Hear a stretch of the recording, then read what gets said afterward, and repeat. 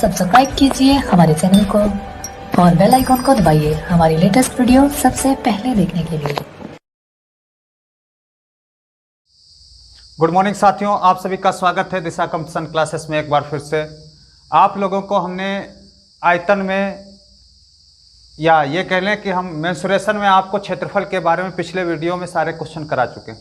आज हम लोग शुरू करेंगे आयतन में। आयतन के जो फार्मूले हैं, जिस फिगर के फार्मूले महत्वपूर्ण हैं, उन पर आज हम लोग चर्चा करेंगे, क्योंकि उसके बगैर कुछ भी नहीं कर सकते। सबसे पहले अगर हम देखें तो घन आता है। घन से संबंधित जो भी फार्मूले हैं वो देखेंगे। कुछ इस प्रकार से घन की आकृति रहती है, और इसका अगर हम देखें तो क्या क्या पूछा जाता है। सबसे पहले पूछा जाता है आयतन इसका बताइए। आयतन क्या बन जाता है? भुजा क्यूब, ए क्यूब। अगर इसकी भुजा हमने ए मानी है तो क्या बन जाएगा? ए क्यूब। फिर उसके बाद भैया इसका वक्र पृष्ठ पूछा जाता है। वक्र पृष्ठ का क्षेत्रफल। वक्र पृष्ठ का मतलब होता है कि ऊपर नीचे सतह छोड़ दो, जो ऊपर की हो गई वो और नीचे की वो छोड़ दो, तो कितनी सतह रह गई? 4। कुल कितनी होती हैं? 6। और ये जो आकृति होती है, इसकी हर एक सतह जो होती है वर्गाकार होती है। एक वर्ग का क्षेत्रफल हमने पहले ही आपको बताया था, ए स्क्वायर होता है। तो यहां पर वक्र पृष्ठ कितने हैं? 4 हैं, जो दिख रहे हैं तुमको। तो 4 का कितना हो जाएगा? 4a स्क्वायर हो जाएगा। फिर दूसरा है संपूर्ण पृष्ठ का क्षेत्रफल।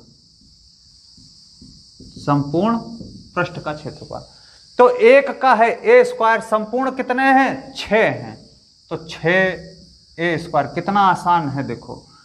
फिर उसके बाद में जो पूछा जाता है इसमें, इसका विकर्ण पूछा जाता है। विकर्ण, विकर्ण मतलब ये कोई घनाकार आकृति कोई है, उसके अंदर सबसे लंबी छड़ जो डाली जा सके, या सबसे लंबी रेखा जो उसके अंदर होती है, उसकी बात वो कर रहा है। तो उसमें स्क्वायर में क्या था? √2a। यहां पर क्या हो जाएगा? √3a। बस इतनी चीज आपको ध्यान रखना है। ये किसका हो गया?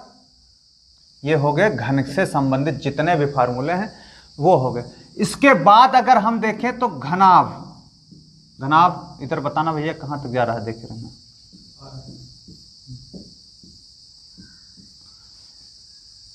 घनाभ की अगर बात करें हम लोग, तो उसमें लंबाई, चौड़ाई, ऊंचाई जो है वो अलग अलग हो सकती हैं। तो सबसे पहले अगर उसकी बात करें तो आयतन देखेंगे। आयतन क्या होता है? लंबाई गुणे चौड़ाई गुणे ऊंचाई। ये हो गई घनाभ की भैया हो गई। फिर इसके वक्र पृष्ठ की बात करें।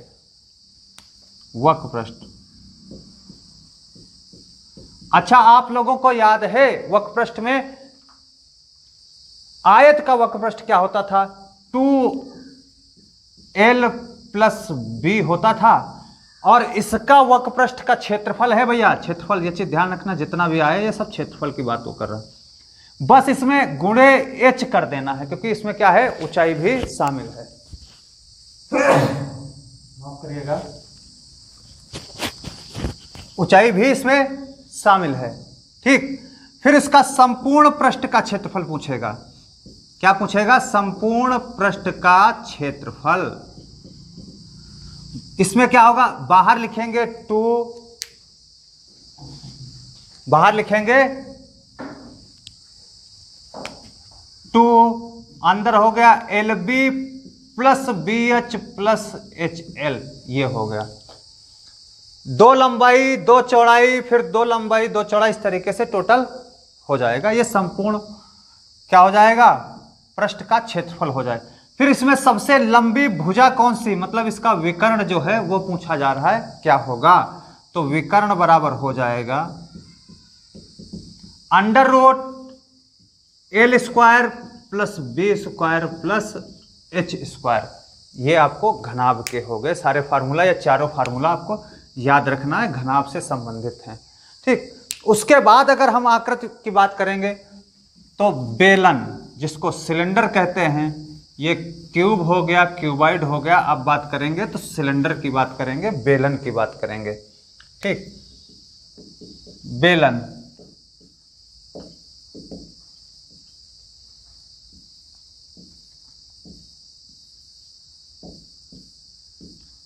ये इसका h हो गया, ये इसका r हो गया। आयतन की भैया बात करें फटाफट, वही चीज इसमें भी पूछता, तो पाई r स्क्वायर h। इसके वक्र पृष्ठ की बात करें, वक्र पृष्ठ हो सकता है या पार्श्व पृष्ठ हो सकता है, एक ही बात है, 2 पाई r h। फिर इसके संपूर्ण पृष्ठ की बात करें, संपूर्ण पृष्ठ का क्षेत्रफल, तो संपूर्ण पृष्ठ का क्षेत्रफल होता है 2 पाई r ब्रैकेट में r प्लस h। ये हो गया r प्लस h। ठीक, ये बेलन से संबंधित हो गया। फिर इसके बाद शंकु से आते हैं, शंकु के देखेंगे, शंकु क्या कहता है। अगर फार्मूला आपको याद है तो उसमें कोई दिक्कत की बात ही नहीं होती है। शंकु इस तरीके से शंकु होता है, ये h हो गया, ये r हो गया, ये l हो गया। l मतलब स्लेंट हाइट, उसकी तिर्यक ऊंचाई, इसको कहते हैं शंकु, मतलब कोण। इसमें भैया आयतन अगर देखें तो आयतन भैया क्या होता है इसका, है बताइए, 1/3 पाई r स्क्वायर h। आयतन क्या होता है, 1/3 पाई r स्क्वायर h। इसके वक्र पृष्ठ की बात करें, वक्र पृष्ठ, तो वक्र पृष्ठ क्या होगा, पाई r l। और संपूर्ण पृष्ठ की बात करें, संपूर्ण पृष्ठ, तो पाई r और ब्रैकेट में r प्लस l। और ये l क्या है, l बराबर है तिर्यक ऊंचाई। यहां पर ये 90 डिग्री कोण बनता है, तो l हम यहां से आराम से निकाल सकते हैं, l square, Pythagoras theorem use कर देंगे, r square plus h square, यहां से हम क्या निकाल लेंगे, l निकाल लेंगे। ठीक, ये हो गए किसके फार्मूला, शंकु के हो गए। फिर इसके बाद आता है गोला। गोला मतलब स्फेयर की वो बात कर रहा है। स्फेयर में देखते हैं क्या चीजें हैं।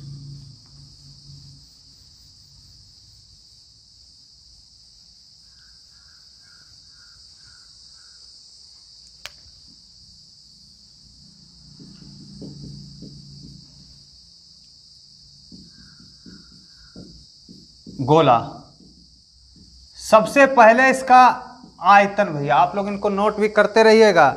आयतन क्या होता है, 4/3 पाई r क्यूब।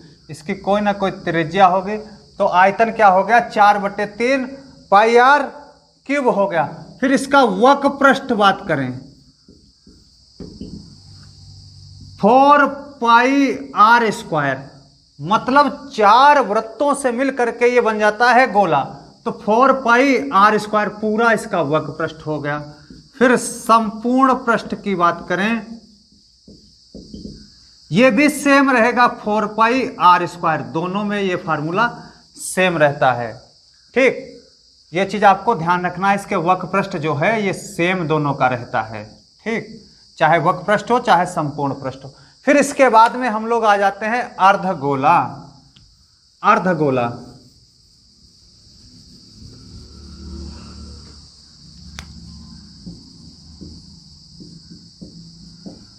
अर्धगोला, अर्धगोला कुछ इस तरीके से मान लो, ये आधा हमने काट लिया। ठीक, ये आधा काट करके बना दिए अर्धगोला। इसका आयतन की बात करें तो आयतन भैया कितना हो जाएगा, इसका आधा हो जाएगा। इधर कितना था, 4/3 पाई r क्यूब, इधर हो जाएगा 2/3 पाई r क्यूब। हो गया, आराम से कर सकते। फिर उसके बाद आएगा वक्र पृष्ठ। वक्र पृष्ठ संपूर्ण पृष्ठ का आधा हो जाएगा, ये वाला हिस्सा जो है इसकी बात वो कर रहा है वक्र पृष्ठ के, तो 2 पाई r स्क्वायर, ये वक्र पृष्ठ का क्षेत्रफल हो गया। फिर संपूर्ण पृष्ठ की बात करें, संपूर्ण पृष्ठ का क्षेत्रफल, संपूर्ण पृष्ठ में ये नीचे वाला हिस्सा भी जुड़ जाएगा, ये नीचे वाला जो हिस्सा है तब बन जाएगा आपका 3 पाई r स्क्वायर बन जाएगा। ये हो गई भैया कहानी, किसकी हो गई, अर्धगोला की हो गई। अगर ये इतने फार्मूले आपको पता हैं तो जितने भी एग्जाम होते हैं उनमें यही सब पूछे जाते हैं, इन्हीं से रिलेटेड क्वेश्चन पूछे जाते हैं। केवल वैल्यू आपको रखना है और वैल्यू रखने के बाद क्वेश्चन तुरंत हो जाएगा। तो ये फार्मूले उम्मीद करते हैं कल से जब मैं अगली क्लास चालू करूँ या इससे संबंधित जो भी वीडियो आए उसके क्वेश्चन आए उससे पहले आप लोग इनको याद कर लें। हर हाल में आपको याद होना चाहिए।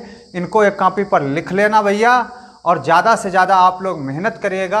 आपकी परीक्षाएं जल्दी ही होने वाली हैं, क्योंकि लॉकडाउन जो है वो आंशिक तौर से अब धीरे धीरे हटने वाला है, इसलिए परीक्षाएं बिल्कुल सर पर आ गई हैं। तुरंत परीक्षाएं सारी शामिल होंगी। आप लोग अच्छे से तैयारी करिए। All the best. जय हिंद दोस्तों, जय दिशा, तय दिशा। धन्यवाद।